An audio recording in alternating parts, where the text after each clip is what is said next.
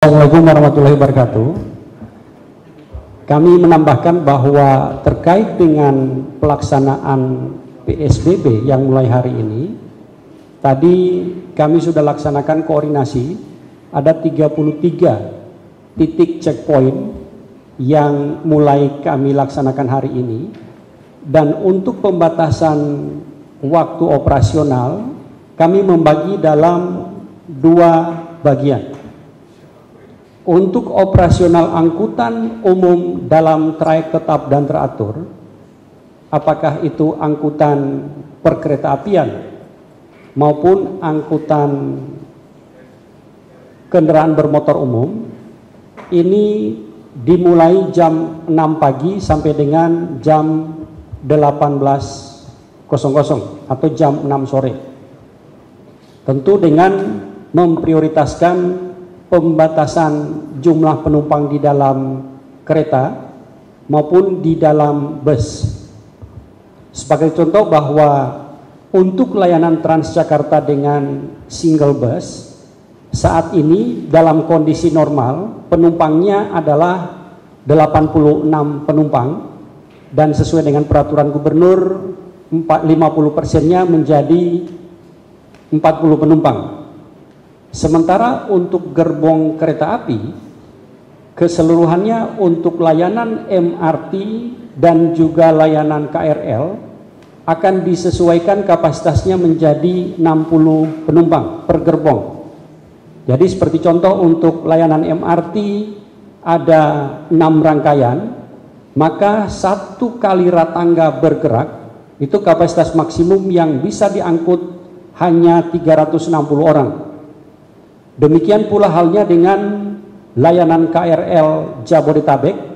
Mulai hari ini sudah dilakukan penyesuaian kapasitasnya, yaitu 60 penumpang per gerbong, sehingga jika ada 10 rangkaian perjalanan dalam satu kereta, satu rangkaian, maka ada 10 gerbong, maka total yang bisa diangkut hanya 600 penumpang. Demikian pula halnya untuk LRT.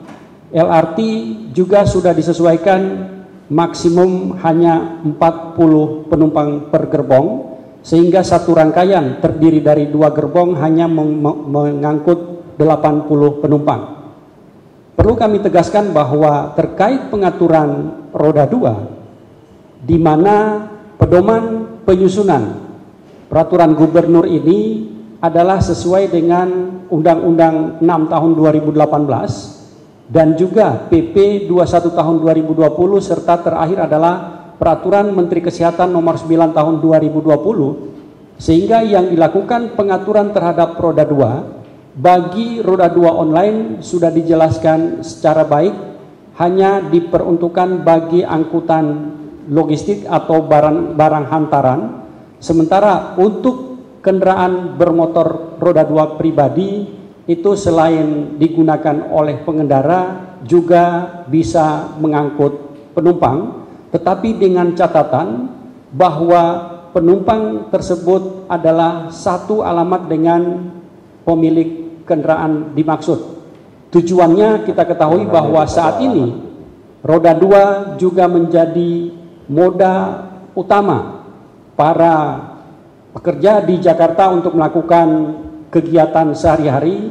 Ada banyak pengecualian yang sudah diberikan, ada 4 kegiatan perkantoran, kemudian ada 11 kegiatan usaha yang tentu harus kami jamin mobilitas pekerjanya. Untuk angkutan tidak dalam trayek, ini diberikan pengecualian, operasionalnya tidak dibatasi pada pukul 6 sampai dengan 18.00. Barangkali demikian tambahan dari saya dan terima kasih. Apabila ada pergerakan orang yang menuju ke tempat kerja di ke-11 poin ini, maka tentu itu masih diperbolehkan. Namun dalam bepergian tersebut ada pembatasan-pembatasan moda transportasi. Sebagaimana tadi telah disampaikan di dalam pasal 18 Pergub ini, bahwa yang pertama, untuk kendaraan mobil penumpang pribadi itu dibatasi jumlah maksimalnya hanya 50%.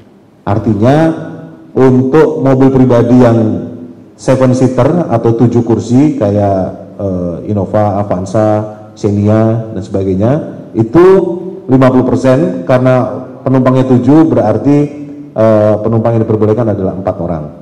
Kemudian untuk mobil yang 5-seater seperti sedan yang kapasitasnya 5 orang itu diperbolehkan 3 orang. Nah, kemudian mengacu kepada ini juga disebutkan di dalam pasal 18 ayat 5, maka penggunaan sepeda motor pribadi untuk berboncengan itu masih diperbolehkan asalkan baik pengguna maupun yang dibonceng itu semuanya wajib menggunakan masker serta sarung tangan. Tambahan untuk mobil penumpang pribadi itu juga semuanya wajib menggunakan masker di dalam kendaraan. Jadi ketika dia berkendara, baik driver maupun penumpang semuanya wajib menggunakan masker. Di dalam ketentuan ini juga, di dalam pasal 18 ayat 6 disebutkan bahwa angkutan roda 2 yang berbasis aplikasi dibatasi penggunaannya hanya untuk pengangkutan barang. Kemudian juga angkutan umum itu juga dibatasi hanya maksimal 50%, juga dibatasi jam operasionalnya sesuai dengan pengaturan pemerintah Provinsi DKI Jakarta.